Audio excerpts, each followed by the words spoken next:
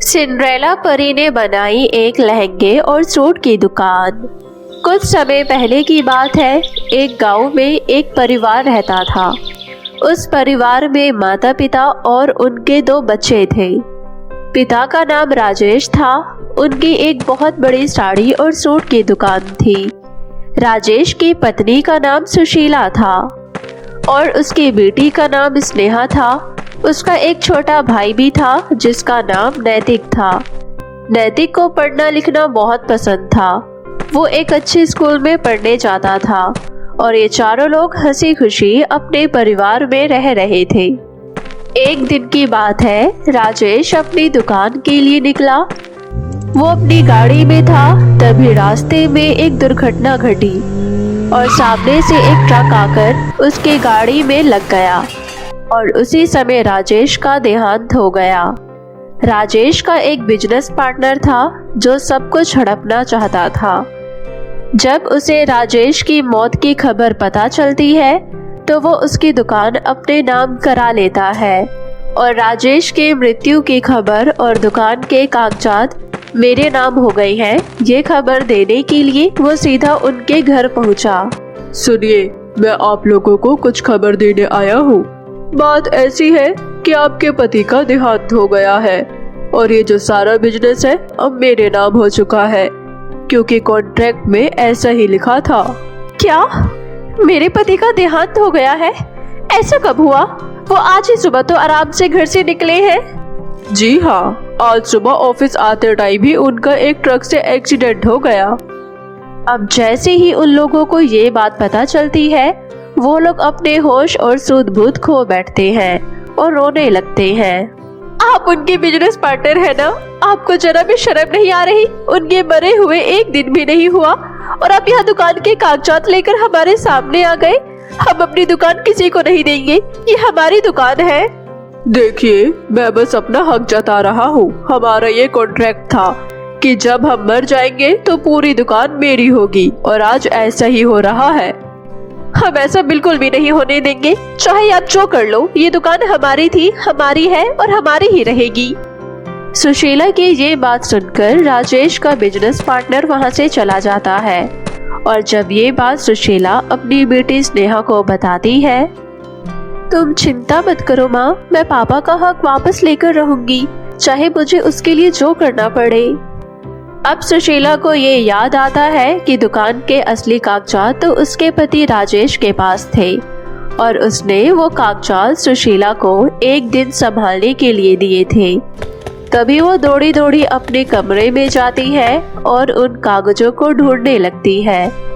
कुछ देर ढूंढने के बाद उसे भी कागजात मिल जाते हैं और ये कागजात वो अपनी बेटी को दिखाती है। अरे माँ, ये तो हमारी दुकान के कागजात है। अगर ये कागजात असली है तो जो पापा के पार्टनर के पास कागज है वो कौन से हैं?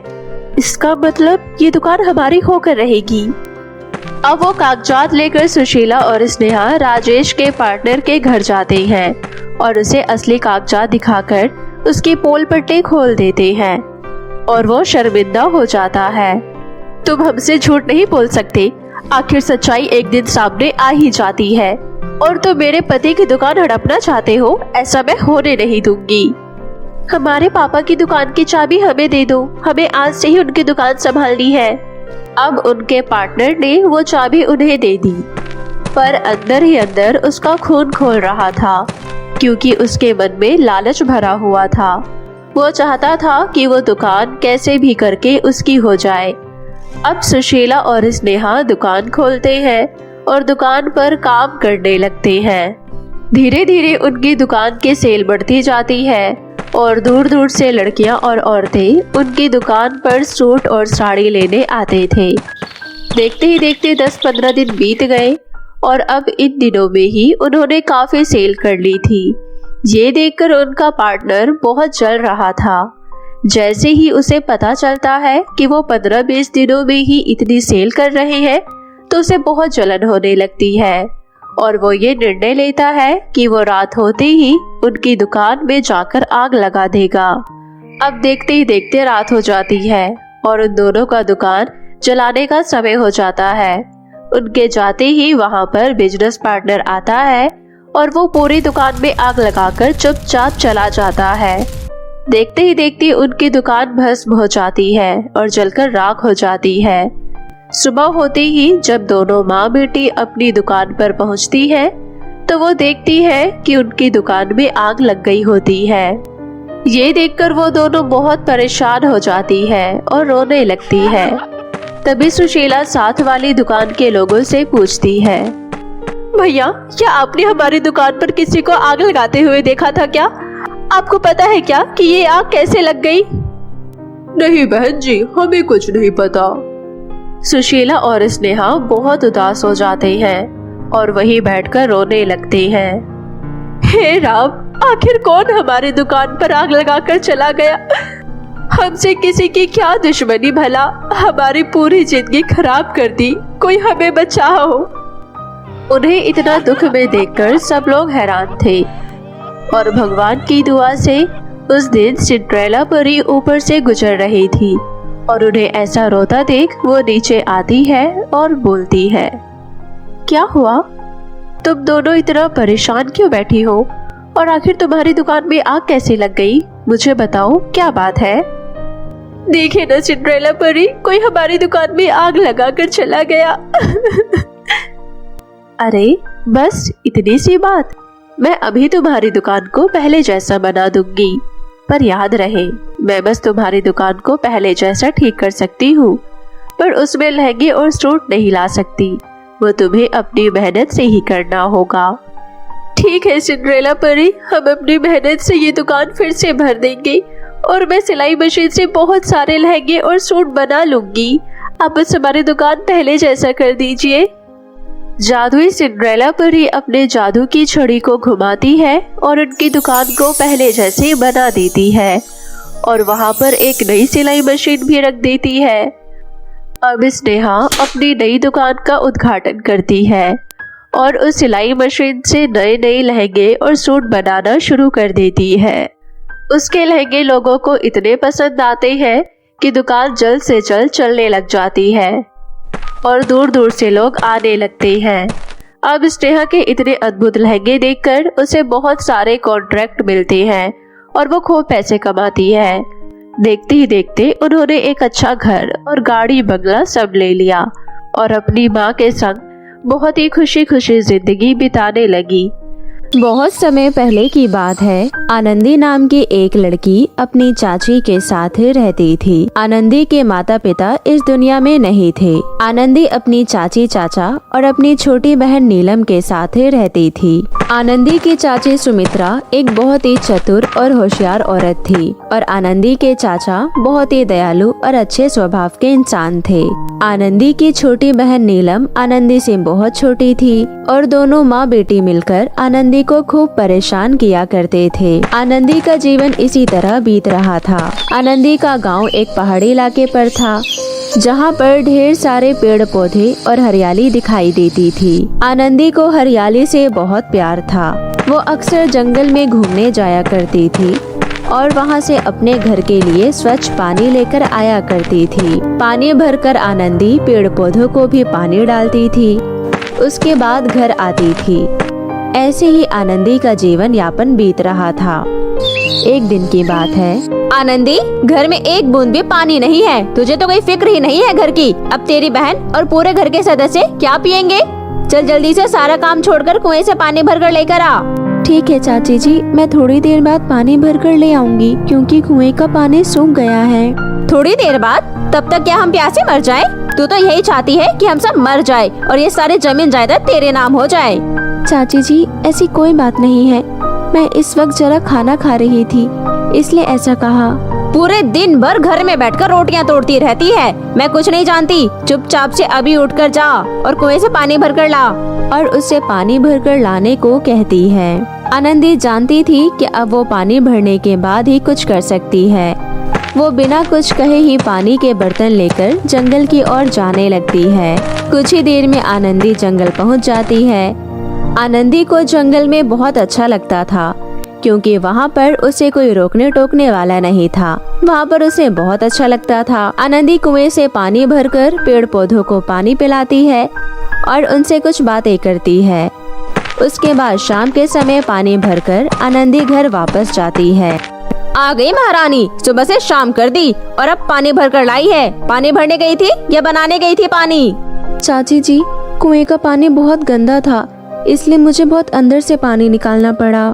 ज्यादा बहाना बनाने की कोई जरूरत नहीं है, मैं सब जानती हूँ। चल जा जल्दी से, रात का समय होने जा रहा है। सबके लिए गर्मा गर्म स्वादिष्ट खाना बना ले। आनंदी को मानो अपनी चाची की सुनने की आदत सी हो गई थी। आनंदी को किसी का बुरा करना बिल्कुल अच्छा नहीं लगता था। वो हर किसी की बातें सुनकर दूसरे कान से बाहर निकाल दिया करती थी और खूब मन से काम किया करती थी। आनंदी अपने पूरे परिवार को खुश रखना चाहती थी, परंतु आनंदी की चाची और आनंदी की बहन दोनों आनंदी से बहुत जला करते थे। लेकिन आनंदी अपने चाचा की बहुत लाडली थी। जब भी आनंदी के चाचा घर आते, आनंदी के लिए अच्छा अच्छा सामान लेकर आया करते थे। ये सब देखकर सुमित्रा और नीलम को बहुत बुरा लगता था। वो आनंदी को किसी तरह से घर से बाहर निकालना चाहते थे। आनंदी, आनंदी कहाँ मर गई? देख मेरी कमर में कितने जोर से दर्द हो रहा है। और तेरे चाचा का फोन आया था कि अब वो 6 महीने के बाद ही घर वापस आएंगे। घर पर कुछ खाने को भी नहीं है। मैं चाहती हूँ कि तू कुछ व्यापार करने लग जा, ताकि घर चलाने में मुश्किल ना आए। ठीक है चाची जी, मैं जल्दी कुछ सोचकर कोई व्यापार करना शुरू करती हूँ। आनंदी व्यापार करने के लिए बहुत दिमाग लगाती है। तब जाकर वो झुमकी बेचने का काम करने लगती है। आनंदी को झुमकी बहुत पसंद थे। वो बाजार से तरह तरह के नए नए डिजाइन वाले झुमके लेकर आया करती थी और उन्हें गांव में बेचा करती थी। आनंदी के झुमके सभी को बहुत पसंद आते थे, जिससे आनंदी की अच्छी खासी आमदनी हो जाया करती थी। इसी तरह दिन बीतने लगे थे। अब सुमित्रा आनंदी के व्यापार से भी जलने लगती है। एक दिन सुमित्रा उसके सभी झुमके लेकर कुएं में फेंक आती है।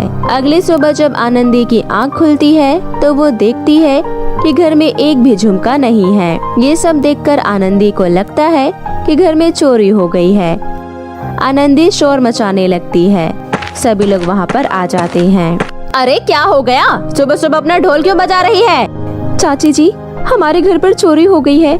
मैंने कल ही पूरे 20,000 रुपए के झुमके खरीदे थे और देखो सभी के सभी चोरी हो गए हैं। हाँ, मुझे तो लगता है ये तेरी ही चाल है। मैं तेरी सभी चाल समझती हूँ अच्छे से। तू यही कहना चाहती है ना कि मैंने चोरी किया है? नहीं चाची जी, मैंने तो ऐसा कुछ नहीं कहा है। मैं तो बस अभी उठी ही हूँ और घर में एक भी झुमका नहीं है। देख लड़की, तू अपने आप को बहुत चालाक समझती है ना। मैं तेरी सभी चाल अच्छे से जानती हूँ। आज तूने अपना झुमका किसी और से चोरी करवा लिए हैं और हम पर इल्जाम लगा रही है। निकल जा हमारे घर से। हम तुझे अपने घर में और नहीं रख सकते हैं। चाची जी, परंतु मैं यहाँ से कहाँ जाऊँगी? मैं तो यहाँ किसी को जानती भी नहीं हूँ। आपके सिवा मेरा कोई सहारा नहीं है। मैं कुछ नहीं जानती। मैंने तुझे बहुत बर्दाश्त कर लिया है, अब और नहीं कर सकती। कृपया करके मेरा ये घर खाली कर दे।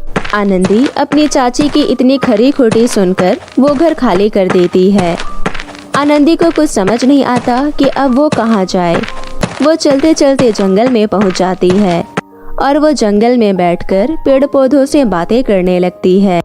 दोस्तों, तुम तो जानते ही हो कि मैं कितने सालों से यहाँ पर आ रही हूँ और मैं तुम सभी से अपनी सारी बातें शेयर भी करती हूँ। मेरे मन में कोई खोट नहीं है, परंतु अब मैं थक चुकी हूँ। मैं कितनी भी कोशिश क्यों ना कर लूँ, मैं अपनी चाची और अपनी बहन के दिल में कोई जगह नहीं बना सकती हूँ। चाचा भी अब 6 महीने के बाद ही आएंगे, तब तक मैं कहाँ रहूँगी? ये सब बोलकर आनंदी वहाँ बैठकर रोने लगती है। आनंदी को रोता देख एक जादुई पेड़ को बहुत दुख होता है और वो बोल पड़ता है। सुनो लड़की, मैं तुम्हारी सभी परेशानियों को समझ सकता हूँ। आनंदी ये आवाज सुनकर इधर उधर देखने लगती है, परंतु उसे चारों तरफ कोई नजर नहीं आता। लड़की, मैं पेड़ बोल रहा हूँ, इधर उधर मत देखो। मैं वहीं पर हूँ जो काफी सालों पहले मुरझा गया था और तुमने मुझे पानी पिलाया था, जिस वजह से आज मैं इतना बड़ा और हरा भरा हूँ। और मैं एक जादुई पेड़ हूँ। मेरे इस पेड़ पर जादुई झुमके हैं। क्या जादुई झुमके? हाँ लड़की, जादुई झुमके। जादुई झुमकों की मदद से तुम कुछ भी हासिल कर सकती हो। तुम जो भी चाहो तुम्हें वह मिल जाएगा। पेड़ आनंदी को जादुई झुमके देता है। आनंदी उन्हें ले लेती है। आनंदी एक बहुत अच्छी लड़की थी। आनंदी उन जादुई झुमकों से अपने लिए अपनी चाची और बहन का प्यार मांगती है। जादुई झुमके मेरा इस दुनिया में चाचा चाची और मेरी बहन के अलावा कोई नहीं है। मैं चाहती हूँ कि वो मुझे अपना ले और मुझसे प्यार करे। आनंदी के इतना कहती ही उन झुमकों में से चमकदार रोशनी निकलती है और आनंदी की बातें सच हो जाती है। आनंदी अपने घर जाती है। सुमित्रा आनंदी को गले लगा लेती है। सुमित्रा खुद भी नहीं जानती थी कि वो ऐसा क्यों कर रही है, परंतु आनंदी को ये सब बहुत अच्छा लग रहा था। आनंदी बहुत नेक दिल लड़की थी, इसलिए वो जादुई झुमकों से अपने पूरे परिवार के लिए एक सुंदर सा घर मांगती है, जिसमें आनंदी अपने चाचा चाची और अपनी बहन नीलम के साथ रहती है। अब आनंदी के परिवार में किसी को भी किसी भी चीज की जरूरत पड़ती तो आनंदी जादुई झुमकों से मांग लिया करती थी।